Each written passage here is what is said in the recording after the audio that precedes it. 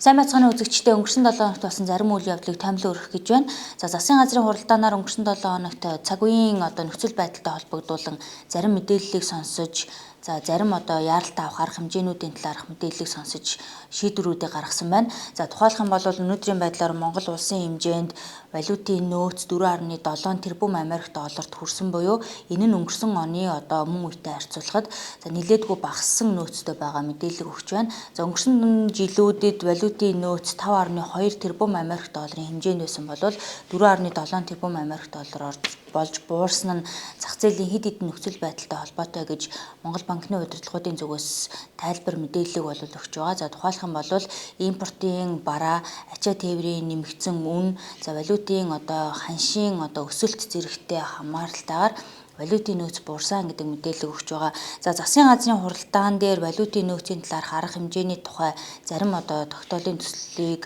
болон зарим шийдвэрийг гаргасан. За өөрөөр хэлэх юм бол валютын нөөцийг нэмэгдүүлэхийн тулд бүгд найрамдах Хятад ард улсын Ардын банкны 2011 онд байгуулсан swap хилцлээр нэмж 550 сая Америк долларыг бүгд найрамдах Хятад ард улсын Ардын банкнаас нэмж авахар болсон байна.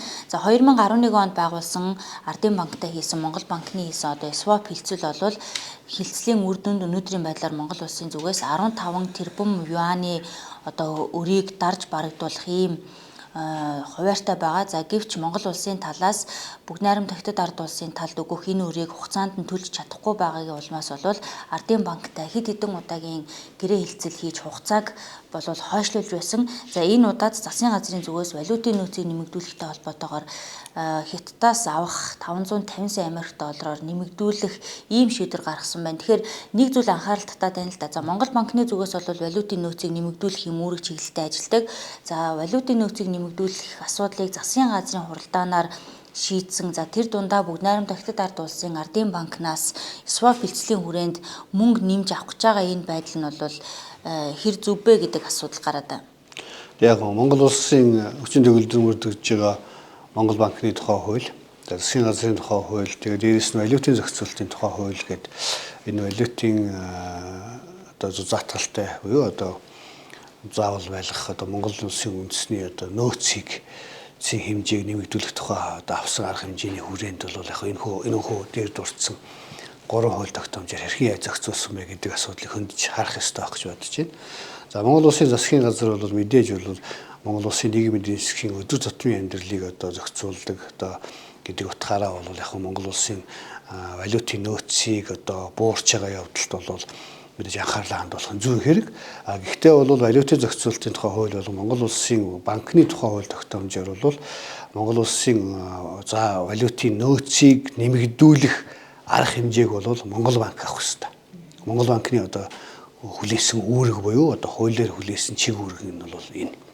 Гэтэл бол яг Монгол улсын засгийн газраас энэ 7 хоногт бол сая өөрөө чи хэлсэн бүгд найрамдах Хятад улсын валютаар буюу 550 сая ам доллартай тэнцвэр хэмжээний юаны зээлийг бүгд найрамдах Хятад улсын Ардын банкнаас авахар боллоо гэж. Нөгөөх асуудал бол бүгд дараа төлөх нөхцөлтэйгээр гадаадын банкудаас алтаар төлбөрийг барагдуулах нөхцөлтэйгээр 280 сая долларыг татан төвлөрүүлэх боллоо. За дараагийн 3 дахь арга хэмжээ бол төрийн банкнд байгаа Монгол улсын засгийн газрын гадаад 50 сая доллартай тэнцвэр хэмжээний бондыг зарж борлуулж 50 сая доллараар гадаад валютын нөөцийг нэмэгдүүлье гэсэн юм засгийн газрын холбогдох шийдвэрүүд гарч байгаа юм байна. Тэгэхээр эндээс харахад бол валютын нөөцийг ингэж зээл хийх замаар нэмэгдүүлээд байна уу? Өөрөөр хэлэх юм бол Монгол улсын гадаад зээлийг нэмэгдүүлээд байна уу? Эсвэл Монгол улсын валютын нөөцийг нэмэгдүүлээд байна уу гэдэг бол жаахан эргэлзээтэй ийм шийдвэр гаргасан гэж би үзэж байгаа. За өөрөөр хэлэх юм бол валютын нөөц бол хэрхэн яаж нэмэгдэх вэ гэхээр зэрэг өөрөөсөө Монгол банкнд тушаагдж байгаа алт болон Монгол банкнд заавал байж явах бэлэн байдлаар байж байгаа гадаад валютаар л Монгол улсын валютын нөөц гэдэг ойлголтыг тодорхойлдог. Гэтэл бол энэ нөөцийг нэмэгдүүлэх гэж байгаа нэгээд гадаад улсаас болон гадаадын банк санхүүгийн байгууллагуудаас зээл авч валютын нөөцийг нэмэгдүүлж байгаа гэдэгтээ бол би бол нэг яахан маш эргэлзээтэй бөгөөд ойлгохгүй байна. Тэгээ эдийн засгийн утгаараа ойлгоход бол төвхтэй. Зүгээр л Монгол улс харин гадны банк засгийн газар болон гадаадын банк санхүүгийн байгууллагуудад нэмэлт зээл тавилаа л гэж ойлгож болохоор харагдаад байгаа.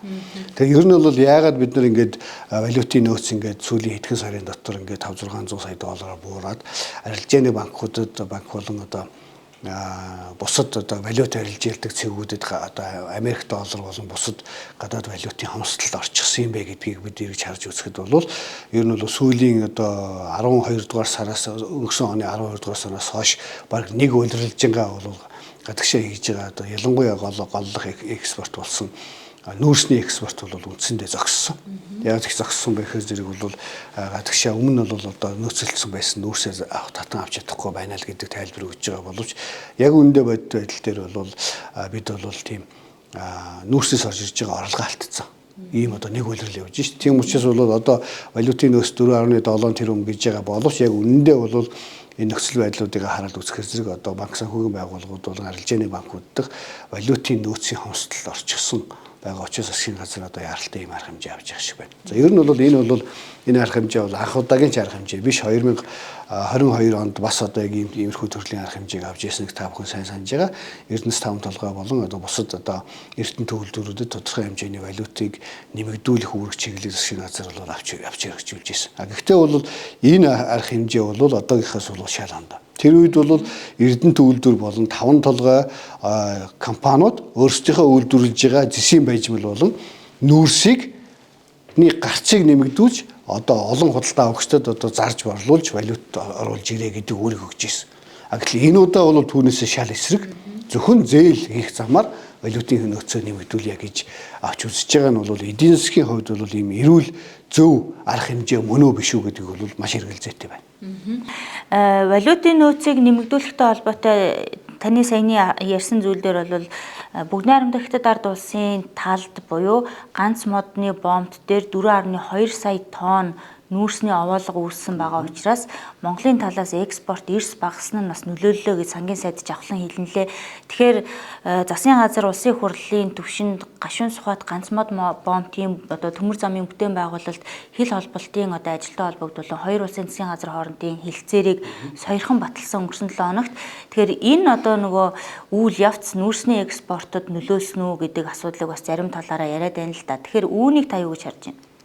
Яг ер нь бол гашуун сухад ганц модны бомбын бол энэ төмөр замаар холбох ажлыг сүүлийн бараг 20 гаруй жилийн 10 гаруй жилийн түүхтэй одоо маш удаан хугацаанд үргэлжилж байгаа энэ бүтлгүү төслүүдийн нэг. За яг ердний засгийн газрын үед бол яг хятадын талтай одоо ойлголцож ямар ч үсэн энэ бомбыг бол төмөр замаар холбох одоо тохиролцоонд хүрч засгийн газрын төвшөнд гэрээ байгуулж түүнийг нь улсын хурлаар өнгөрсөн 7 хоногт одоо сойрхон батллаа.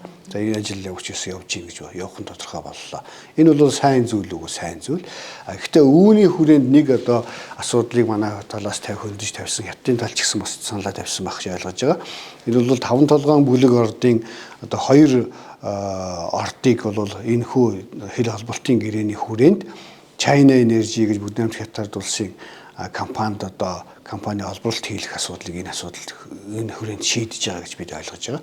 Тэгэхээр бол энэ хүрээнд асуудлыг шийдэн. Дээрэс нь энэ улсын их хурлаар хэлэлцэн баталсан, сойрхон баталсан тэр энэ хоёр талын хоорондох хэлэлцээр дотор бол хэнийг одоо энэ гэрээний хүрээнд ямар оролцогч хэнийг гэж ойлгож авах вэ гэдгийг бол тодорхойсон байгаа. Монгол улсын зүгээс бол энэ хэлцээрийн одоо Монгол талын оролцогч бол зөвхөн Эрдэнэс таван толгой компани. За бүгд найрамдах Хятад улсын талаас бол China Energy болон China Energy-тэй хамтын үйл ажиллагаа явуулдаг бүгд найрамдах Хятад улсын бусад аж ахуй нэгжүүдийг хамааруулна гэж заасан байна лээ. Тэгэхээр бол энэ бол юу гэж хэлж ийм ихээр зэрэг тэгээд таван толгойн бүлэг ордын хоёр ордыг энэ гэрээний хүрээнд ашиглана гэсэн тохиролцоо энэний дагуу дараа үргэлжиж хийгдэх нь шүү дээ. Тэгээд түүнийг хүлээж бас энэ бүгд найрамдах Хятад улсын одоо худалдаа авагчнаар бол энэ нүүрсний борлуулалтанд оролцохоос, татаа болтонд оролцохоос, худалдаа хийхээс бол бас яг тодорхой хэмжээнд бол татгалцсан байх магадaltaй гэж би үзэж байгаа.